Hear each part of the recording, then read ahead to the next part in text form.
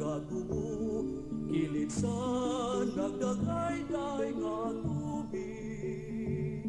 Malabong ang iyang mga dahon, ug mabungahon siya sa tanang panahon.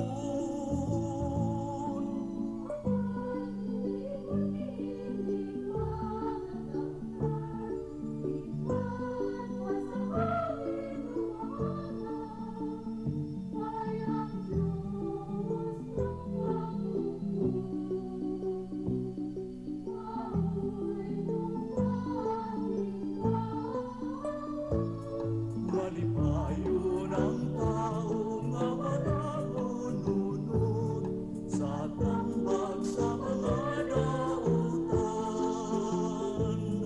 Ug iyang ikalipay ang balaod sa Dios, ug nagtuon siya niini sa adlawng tanan.